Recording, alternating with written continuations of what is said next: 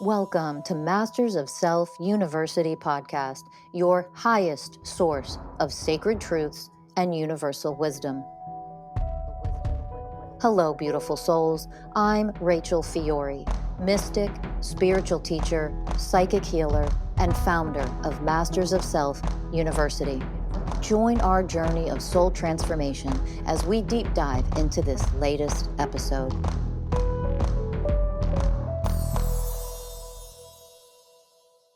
Hello, everyone, and welcome to another episode of the Masters of Self University podcast. I'm your host, Ellie Lee. And I'm your host, Morley. And today we are joined by mystical coach of Oneness, Rachel Baker. Hi, Rachel. Hey, guys. How's it going? Good. Really fascinating one today because obviously me and Danny don't have kids. The only kids we have, they're furry. They're not human. But you wanted to go into this 7-year portal, you called it, with your 7-year-old daughter. So take it away. Yeah, the first time I went through the 7-year-old portal was with my son. He's almost 13 now. And Dr. Rudolf Steiner wrote about this in the Waldorf education, the Waldorf pedagogy teaches this. But, children go through a portal at 7 years old, 14 years old. I could go on with that piece, but we're going to stick with the 7-year-old now. They go through a portal, and oftentimes they will start behaving very differently. Their emotions change. Their teeth are starting to get wiggly and falling out. And many children actually go through a fever. And I remember my son had full-blown fever, and I went into this travel with him in a full night. I didn't get any sleep. He slept through a fever, but then the next day it was like the child had completely changed. And it was different to go through it with my son than it was with my daughter. My daughter went through something very different, and it happened last week. And it was just a beautiful moment to recognize that we are their first teachers, their first guides in how to be a human being. And for the most part, we have absolutely no idea what we're doing. And so to have this work under my belt last week, brilliant, amazing. I feel so much gratitude because I was able to sit with her for hours and help her move through what she was going through, which was a complete opening to the fear that she was experiencing, the tremendous amount of emotions that were flowing through her, allowing her the space to go through it, giving her a sound place, a stable place to go through it, and then this place to fall into mom when it was all over. And it was really beautiful.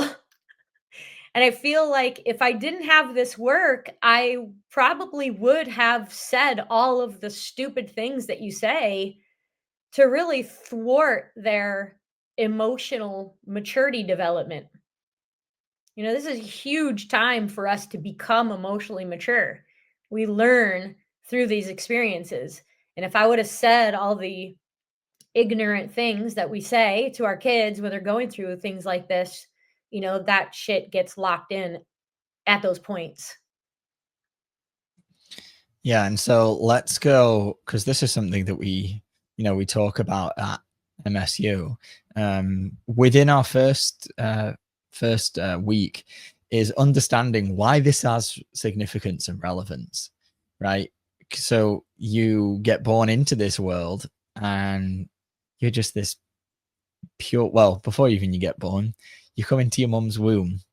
And whenever that is in the development of a soul entering the human, physical body, which is then still developing inside the mother, and you're starting to absorb all these energies, right? And then you get born into this world, and then you're absorbing your environment, and you're just looking up at mom and dad, you're looking up at teachers, at peers. And for me, it was a lot my sister, trying to figure out how to be in this world.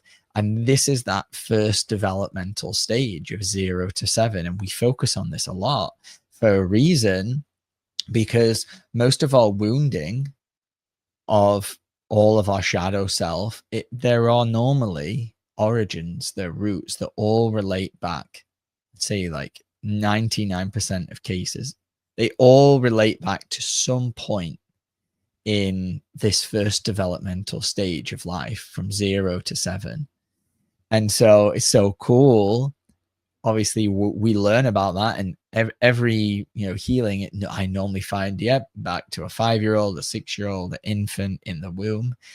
And you're now having this experience with your child where they're moving through this transition of into the next phase of what now it's like. And I would love for you to touch on kind of like what you observed and what maybe you know about this. So the next stage is more of like a cementing in of what it is that they've absorbed in those first 7 years. And so was it like you were seeing like almost like a mini ego death moving through her, or what quite was it? It was like this accumulation of all of these energies that she had picked up on, and she was absorbing, and she was experiencing through her, and basically asking me, is it okay that I feel these things? Number one. And which one of these things are accurate? I don't want to be here anymore. This doesn't make any sense. Why are we here? Why are people so mean? Am I good enough? There were all these mental programs getting shot out in the kitchen. The fear of uncertainty, the fear of death, the fear of the unknown. And because the portal was wide open and there was no judgment or shame, this kid is a volcano of everything human. All these questions that we have, all these fears that we have, all this confusion, and all this stuff was just pouring out. And I'm literally saying we were on the kitchen floor for about 3 hours. Pouring. She just kept going. Yeah, it's okay that you feel like that. And, let's open our heart to that. That's energy that can actually be alchemized in this moment. What does it feel like to alchemize that energy right there? And then we would go through these moments of calm and these moments of disruption and this moment of confusion and all of these things. And what I was witnessing was like the human condition laid right out in front of you. And that, hey, yeah, kid, it's okay that you feel like this. And it's okay that you want to justify how you're feeling. And here's what the alchemization process looks like. And here's what I'm learning, but I'm bumbling around too. Let's learn together. And just this beautiful bond of sorts, bonded in trust, her and I. And I said, I know that I've made a mistake, even today. I know that I've made 1,000 or maybe 1,000,000 mistakes since you were born, but I am willing to take responsibility for all of them that I can catch. And if we can stay in this flow with each other, we can really support each other in this lifetime. She really liked that. And it gave her a lot of agency, a lot of really connecting with her own personal power in that moment. Like, hey, I get to make a choice right now, whether to trust this lady or not. She's not telling me that she has to trust me. She's definitely giving me a space to make the choice to trust her. At one point, she tucked in and I'm just holding her really tightly. I could feel the heat building up in her body. And she said, Mommy, I want to thank you because you give me boundaries. You make me feel safe. And you make me feel like I've got a place where I can bring all these weird things that nobody else wants to hear. And you don't make me feel bad about myself. It was like, oh man, it's really very powerful.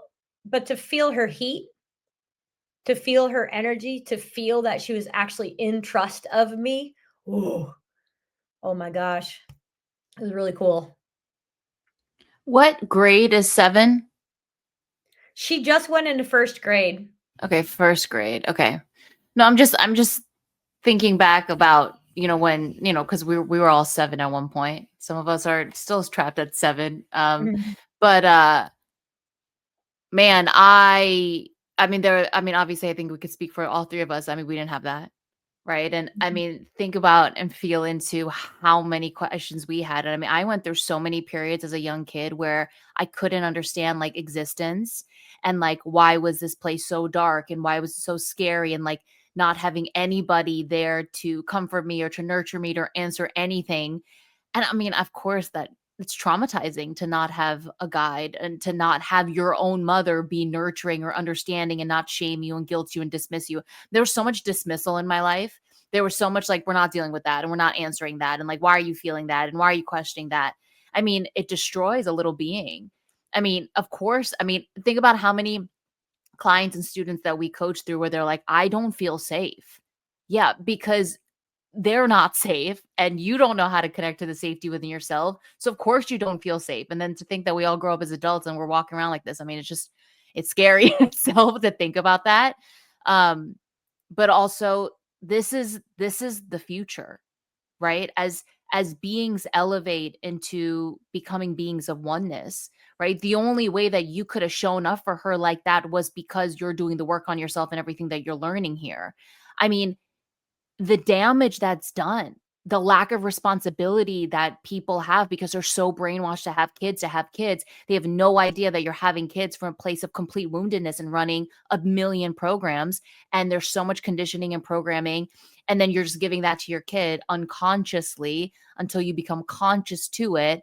And then now you're turning into the actual guides that these little beings need so they can thrive and they can become, what they really are. I mean, as you're talking about your daughter, I'm like, who would I be if I had that right now? Who would I have been if at 7 years old, instead of being dismissed, I was nurtured, or she sat on the kitchen floor with me and let me just feel what I feel. I mean, holy shit.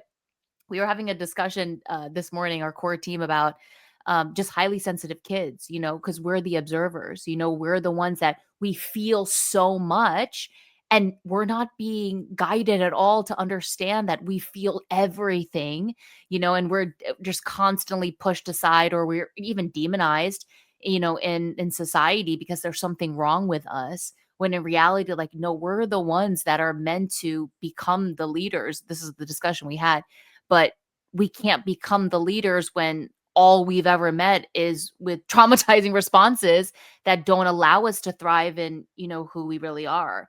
So the fact that your daughter is experiencing that, I mean, like, I'm vicariously living through her right now. Like, wow, that would have been a very life altering path for all of us, I think, if we had that.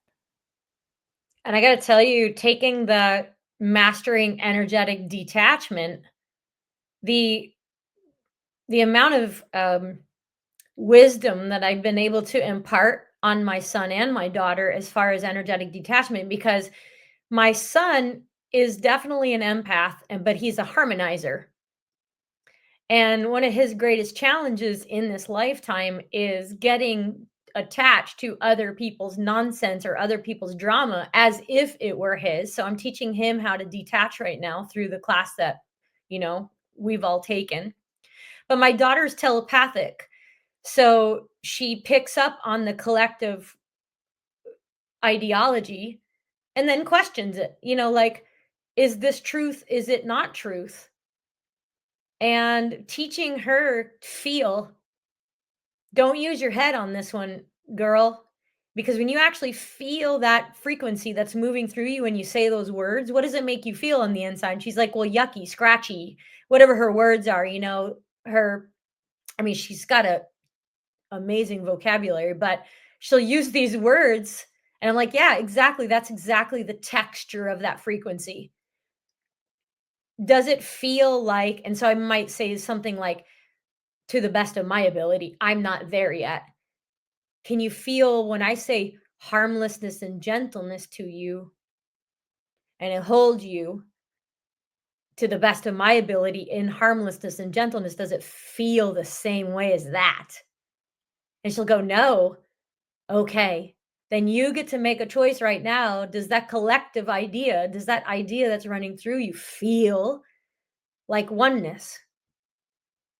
Is this something that you want to nurture and cultivate in your life and with your friends and things like that? And you break up such an amazing point, Ellie, because so many of the kids that she's gravitating toward right now they're HSPs. Her homies, her little homie pack, they're all HSPs. It's super cute, super special, but I watch how some of them are navigating life. And I'm doing my very best to impart the frequencies of oneness with them when I'm around them. Because the language, have to catch myself often of treating my 7-year-old as if she's a grown adult. That's my challenge. I am working on it, and oftentimes I treat my kids like they're older than they are, and it's something that I'm working on daily.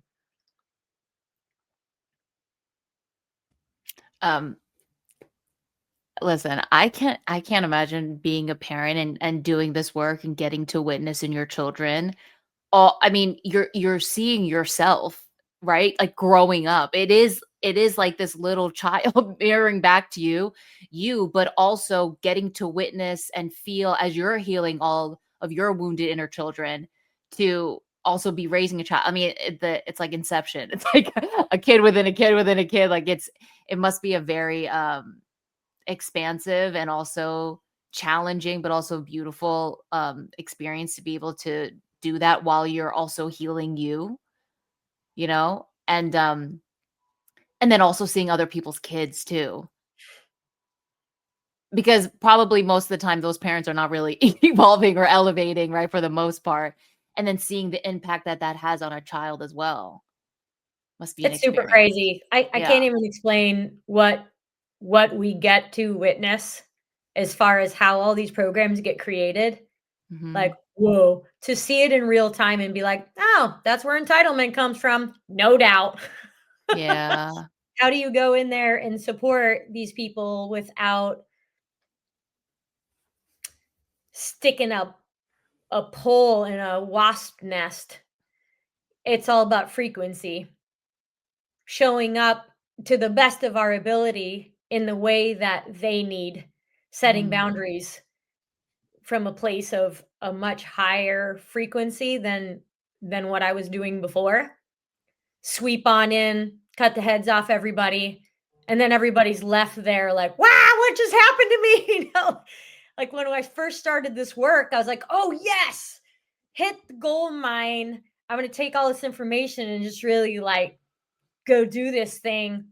And I've recognized through a lot of mistakes and tremendous amount of humility that's just not the way to do things. And it's all about frequency.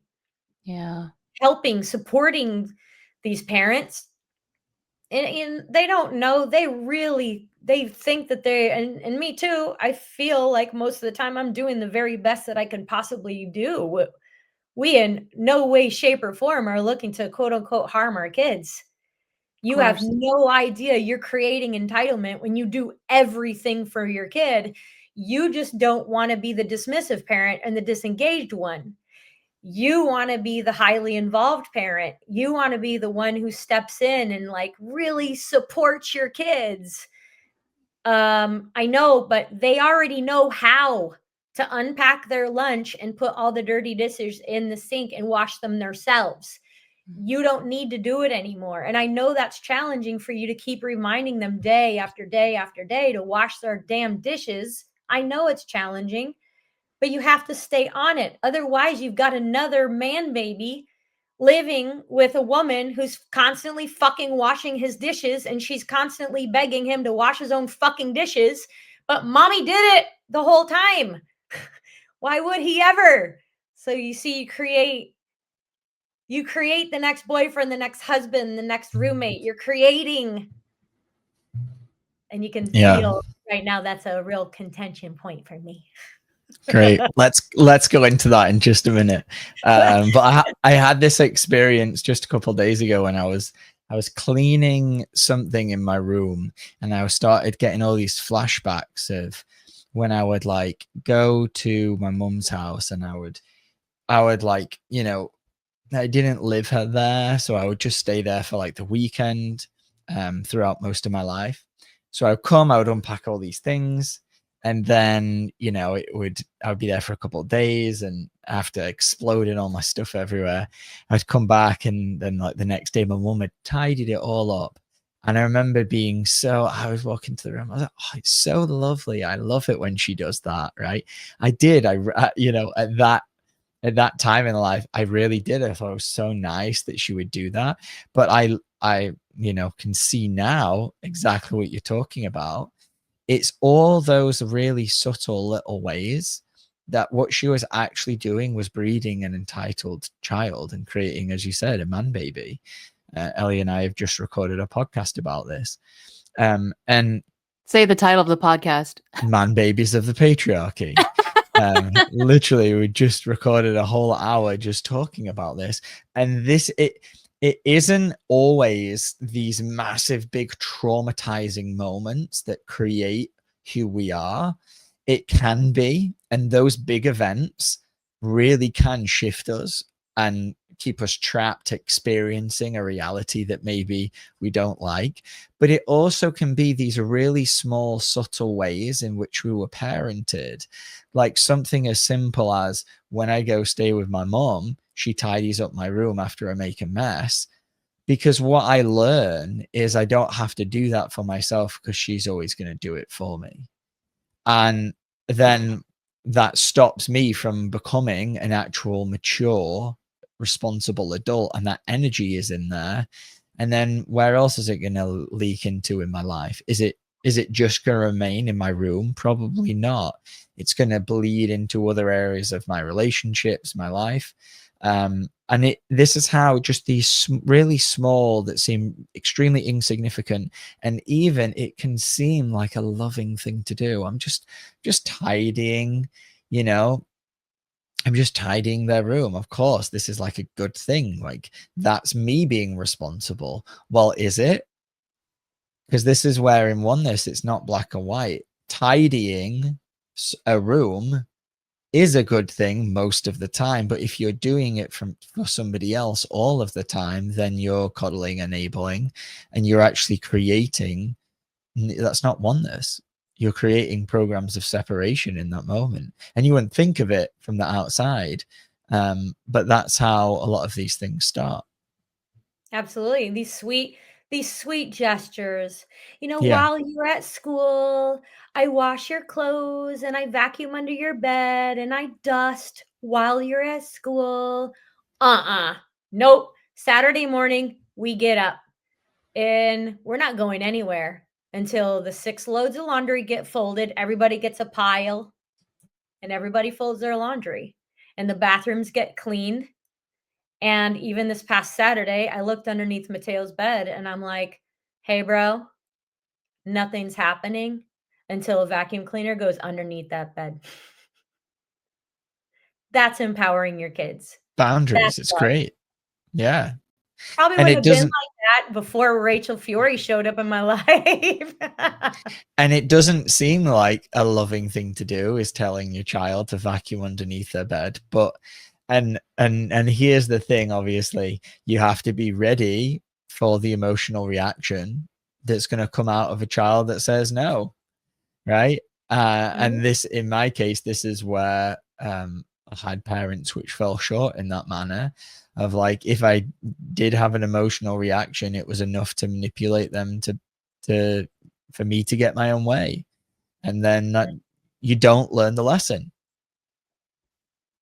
Yeah, we well, have a lot of strategies that we've learned over the years to mitigate that, but Matt and I have had to work hard together to work as a team and be a partnership in that way. You know, I'm not saying that you need a partner to do this. It's very helpful to have somebody that's on your side. And we've had our internal battles, you know, with these types of things, but you learn a lot of different loving strategies to set boundaries. And at the end of the day, again, we're we're their first guides, teachers on this path towards being a human being.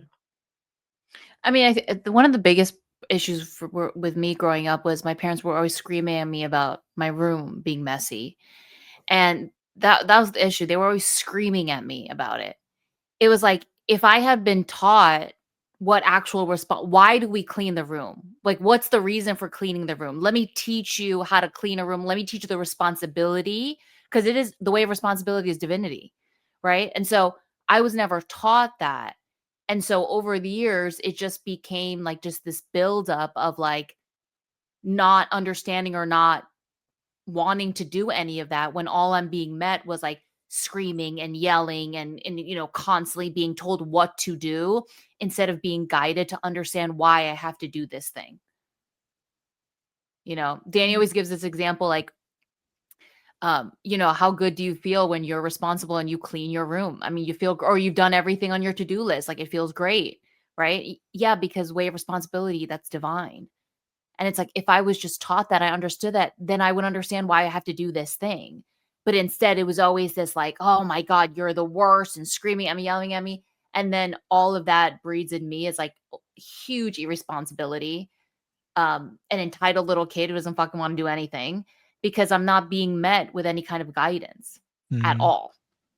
I'm already, and this isn't an original idea, because we've talked about it a lot with Rachel, but as you were sharing, Alec, we're seeing the children's books that are going to be made in the future all around the ways. And, little Tom felt really sad because, his room was, really messy, and then he chose to become the way of responsibility, and he felt really good about himself, and just these little children's books, and the way that a kid can read and digest the teaching of what you're saying, right? Not just being told, but actually them experiencing, okay, well, now that we have tidied your room, what does it feel like? Now you've vacuumed underneath there. What does that feel? Does it feel good? It does. Beautiful. That's your divinity. Now, when you don't, and you run the programs of laziness and procrastination, what does that feel like? Mm-hmm. Cool. Feel those programs. Feel the difference. Which one do you want to choose to be? Yes. I can just see, I'm starting to see all the little children's books that are going to come out, so we can start to educate the kids moving, or the children growing up in the world, without just being yelled at, like you said, Ellie, clean your room, doesn't get the message across. But in Waldorf, because we've been part of Waldorf since the very, very beginning, when the kids were born, you carry them on your chest. They're a part of everything that you do. And so from the earliest ages, my daughter gets the step stool and she's up chopping vegetables at an age that most kids would never be able to touch a knife. We've always had our kids highly involved with everything that we're doing. So it's a part of their life now to recognize we all clean the bathroom together. It's something that you don't have to yell at your kids if it's always been a part of their life. Right. It's a day by day by day. You don't go in the kitchen and just do it on your own. Your kids are in the kitchen doing it with you. And right now, Mateo has so much homework, like he's got to practice violin, and he's got to do all of the homework that he has for school right now because he's transitioned into 7th grade. He's not in the kitchen as much anymore because he has other responsibilities that he's taking care of. So my daughter and I are in the kitchen for now. And when Matt's home, he's in the kitchen and I'm laying on the floor doing myofascia release, because that's the way that it needs to be. Like, teamwork makes that dream work. When it's a part of how you flow in your life, you don't ever have to yell.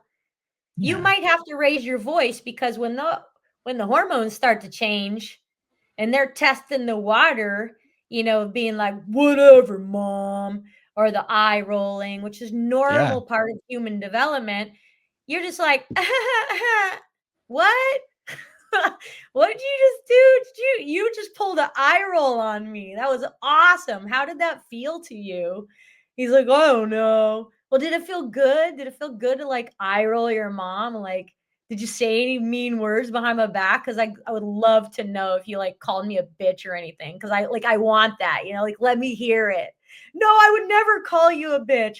Okay. So we have these really flowy dialogues, he's allowed to.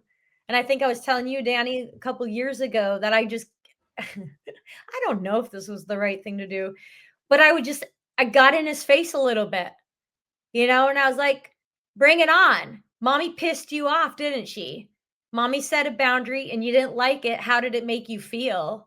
And he was straight up like, I'm just really angry right now, just giving him a space to say, I'm really angry with the boundary that you had to set down. It does, I don't like it. So the flow in the household really helps to have it just a part of how you operate. So there never has to be this screaming match. It doesn't have to be this knockdown, drag out thing. I think a lot of parents, they wait until they got a big, massive problem on their hands. And then all of a sudden they're yelling at their kids to clean their room. But could that have been mitigated by constant efforts, little driplets into the bucket of love? Yeah. Consistent And effort. sometimes you do need to yell. Sometimes that is part of it. It's just, I know in Ellie's case, it's the constant yelling where that's the only way of communication or to get a point across. That's obviously not healthy at all. And it's funny, as you were sharing there, Rachel, I could feel that as you're sharing about how you're doing this with your children. And just for a side note real quick, for anyone that's listening that doesn't know what Waldorf is, just go on Google and just type in Waldorf and Steiner schooling, just so you can understand what Rachel's referring to. It's a very different way of educating and raising up your children, as opposed to the conventional way putting kids through a conventional school system. So just, if you're not sure what that is, just take a pause on the podcast, just look it up real quick so you can gain a little understanding about what she's talking about. But as you're sharing that, I could feel there's still some anger and some resentment that I have there of like, I didn't have that. And I can see as well, there was moments that I did. And I remember being in the kitchen with my mom, like helping out cooking and doing things. But then my parents split and I grew up with my dad mostly. And my dad was the complete opposite, like just let me do whatever. And just, it was kind of like you just had to get on with it.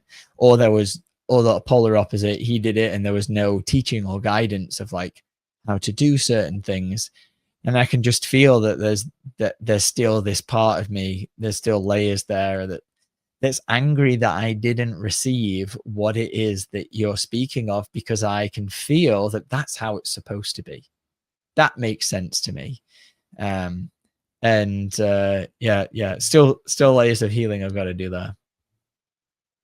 Well, what's brilliant about this, and it's going to bring up some grief in me too, Danny, is that my husband is doing the work too.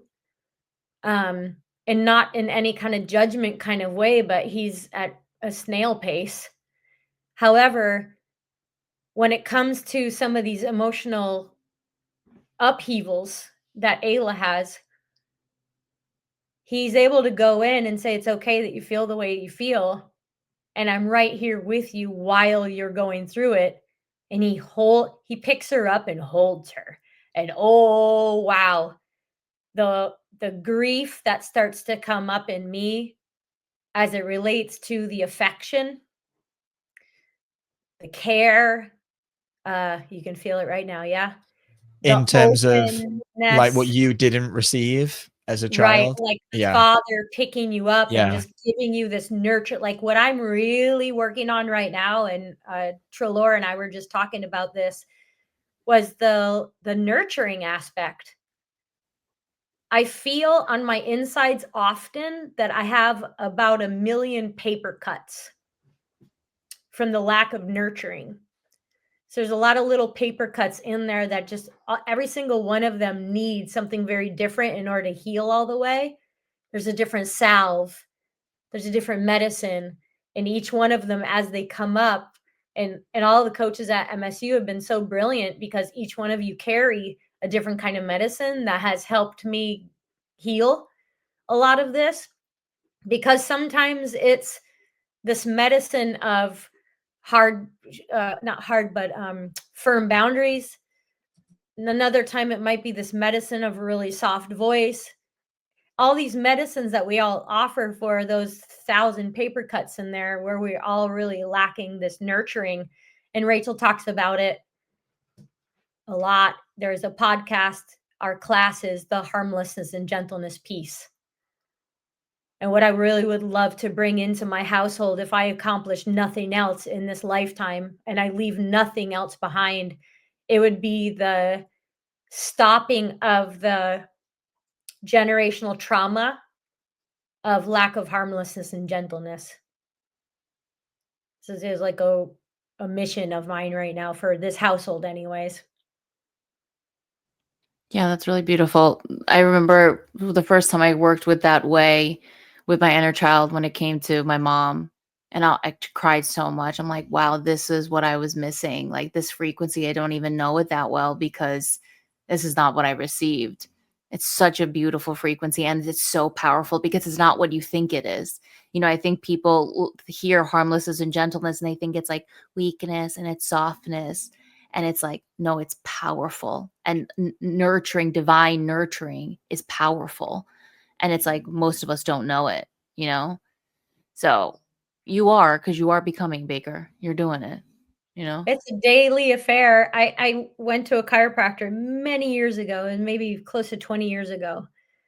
And blah, blah, blah, yada, yada, yada. She ends up saying, I just really feel like you've got some super hard edges and you need to soften up. Now, say that, but then don't ever offer the how. You want to leave somebody in a real messed up position, tell them that, but then don't give them any how. You know, and I heard this, I've heard this my whole entire life. Baker, you're too hard. Baker, you're too intense. Baker, you just scare everybody. You need to soften up at around the edges. And it's like, okay, cool. Thanks for that wonderful opinion and advice. Like, how do I do that? And you're so right that it's not just about, okay, well, Baker just moves from really using a powerful or a loud, obnoxious voice to using a soft voice. It's about healing why she's showing up with these hard edges and really healing the energy in there. Because harmlessness and gentleness also has like some boundaries that are like, hey, yo, you don't get to harm me with that shit right there. And that's what I learned from Rachel. That was so rewarding to be like, guess what? I'm included in this deal. It's not just I'm going to nurture all of you. It's also that I get to receive the benefits of this as well. So I get to set down boundaries. And I made a joke the other day that I'm working really hard on becoming a boundary setting ninja. It's funny you mentioned the word ninja because this last week, as I've been working a lot more with nurturing myself and getting deeper and deeper into some really deep and gnarly like trauma from being an infant and in the womb, there is a warrior energy which is starting to emerge. And I felt it for the first time the other night. It came up and I was like, oh, I've never felt this before. And it was this desire to go learn martial arts and learn how to truly protect myself. And more, it was protect my family. It was about protecting Ellie and our dogs, and not really specifically the individuals, but more about just the energy of being the protector of the family. And having that energy has not been online before because there was so many other, obviously, layers of trauma that were in there, that were so much fear, so much powerlessness, so much weakness, that energy I never experienced. And this is where a lot of the healing has come through. I never experienced the divine, sacred, feminine protector energy when I was growing up. It wasn't role modeled to me. And there was a lot of wounding that I had around that. But that wasn't present. There was a lot of weakness that was in my family that I've absorbed. And as I'm healing that, there's this this warrior energy, which is starting to come online more. And it doesn't feel, we'll relate it back to harmlessness and gentleness. I was always interested in martial arts and these kind of things, but I would never want to learn it to hurt somebody. I would never want to do that.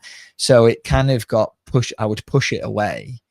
But I can feel that there's a different energy which is awakening, because I would look at like UFC is an easily example, right? I look at the UFC and I'm not interested in that at all. It looks brutal, looks barbaric, and I don't want to ever put my energy towards that. But learning how to protect myself and protect the ones I love, that sounds incredible. And there's an energy that's awakening within me now, which I can tell is coming from the way of harmlessness and gentleness. I don't want to harm another being, but that doesn't mean that I should allow and not have the sacred energy flow through me, that if someone broke through my door right now, that I know how to protect myself and my family.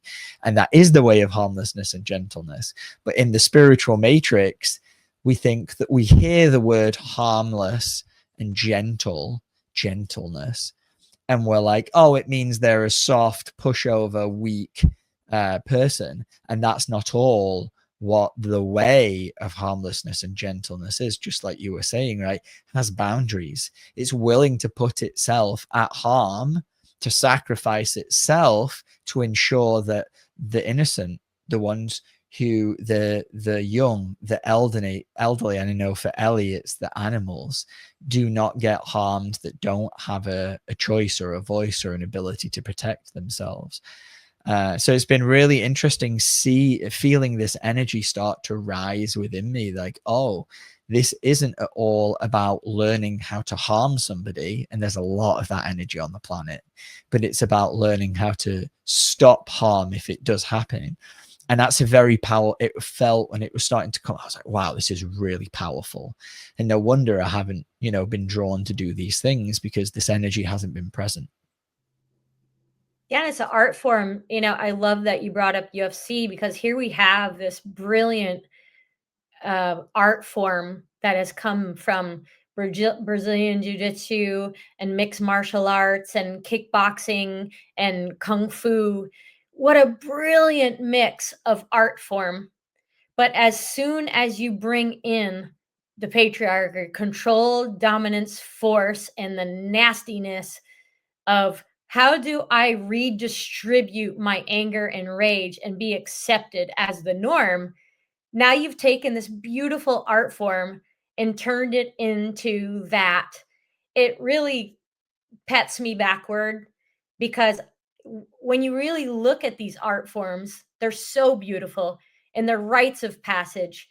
And a male is born with more strength than a female. And to learn how to work with this strength in such a beautiful art form, like I love to watch proper Brazilian Jiu-Jitsu. I love to watch the masters teach it, because they teach it in such a way that you would never harm another person. You would never hurt another person. That's not their goal at all. But as soon as you start twisting it into, I want to take out my anger and rage from my powerlessness out onto another person, that's where you create that thing. And I love that you brought this up, this piece of it, because as we talk about these initiations, my daughter just went through the initiation and my son went through an initiation, and they're very different. The male initiation's very different than the female initiation. And Rachel's going to do some teachings on this in the future years, I know, of masculine, feminine, and what this all means. And I can't wait for that, because I still haven't truly gotten a full grasp on, how to guide my children as they're getting a little bit older. So I literally don't want to wait for that. But it's important to understand. It's important to really feel through the energy of what you just were speaking about. Yeah, it's beautiful. And right, because your children are getting older. So there's more to come. There's more things to Stay tuned. move through. Because let me tell you something. Me as a teenager, you don't want to see that. It was pretty rough. It was pretty rough. And then to think we're teens with no guidance. Oh my God. I mean, the fact that we're all not psychopathic serial killers right now is a good thing, guys. Good job. We did it. We did it. But it's a really beautiful topic, Baker. And I'm really excited, as the years go on and as you keep elevating and you become more and more of the guide for your kids, what those podcast episodes are going to be like as they get older too. Because as you evolve, your parenting, the way you show up will constantly evolve as long as you keep, doing the work on yourself. And so it'll be really, really fascinating to watch that and to see what your kids become as a result of that. Yeah, I mean, stay tuned. We think that we're doing these amazing things, and within it, this is the funniest part about it. Maybe not so funny for somebody who's highly concerned, but the funniest thing about it is you also witness all of your fuck ups in there and you go, wow, that's jacked up. Like, how'd that just happen? Mm. You know? And you wish that you could push rewind and go back and do that one over again. So then you're definitely in the way of responsibility. You're fully immersed in the sea of the way of responsibility, not making excuses, not justifying your behavior, just being like, hey, kid, mom just jacked that one right on up. Mm. So if there was a way that I could rewind, open, delete that shit, I would. But if we can learn anything from this situation is that mom just messed up for the millionth time today. And I hope that you see that I am doing my very, very best.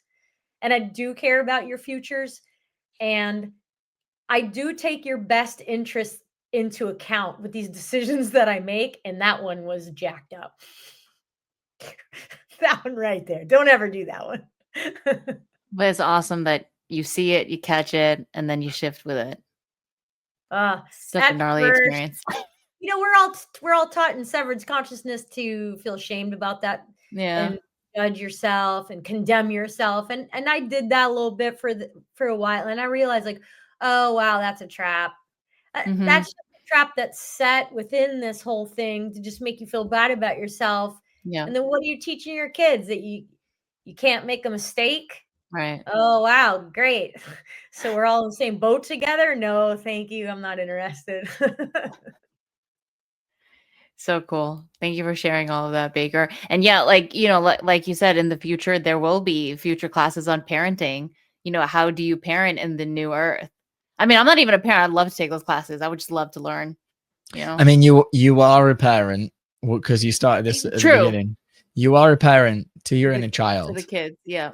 Well, to and my your inner child, yes, and to my inner furry child. kids. This is one thing you learn MSU is how to become the mystical parent.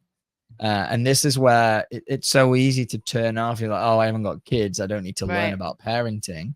But here's the thing: if I'm not learning how to truly become a truly evolved, enlightened person, I'm going to be, offering the wrong guidance to myself when the unhealed inner child aspects of us show up. So if I can learn how to be a great parent to myself, then that's going to allow me to actually mentally, emotionally mature. Because here's the thing, I need a lot of parenting. I need to become that.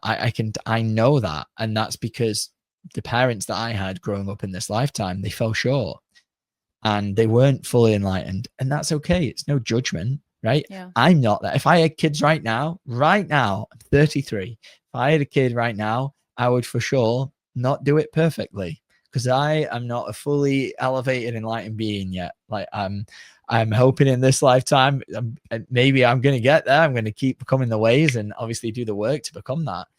The truth of the matter is like we're not there yet, and so we are going to be allowing certain programs to exist, and we do have an inner child.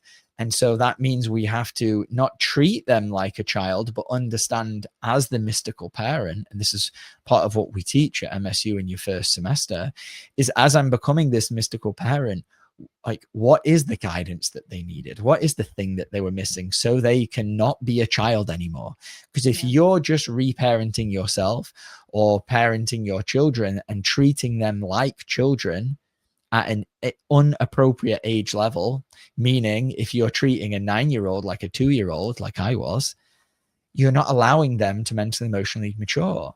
It's about understanding at what level, and this is obviously extremely important as a coach in this work, which all three of us are on this call. Understanding at an age appropriate level is what guidance they need to receive so they can actually mature.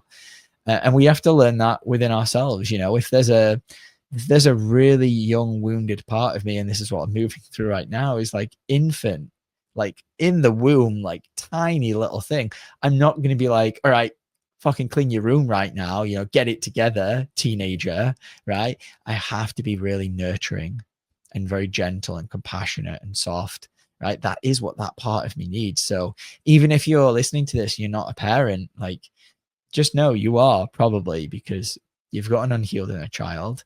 And part of your responsibility is to become the mystical parent for them. Bam. What a way to end it there, Danny. Beautiful Cool. teaching. And you're right. I'm a mystical parent to my inner child. I forgot about that part. Yeah. Beautiful. Beautifully said. And our dogs, of course. And our dogs. Yeah. Thank you so much, Rachel, for this topic, and for everyone that's listening at home. Share this with anybody that it could help them. Until next time, we'll see you guys then. Bye. Thank you.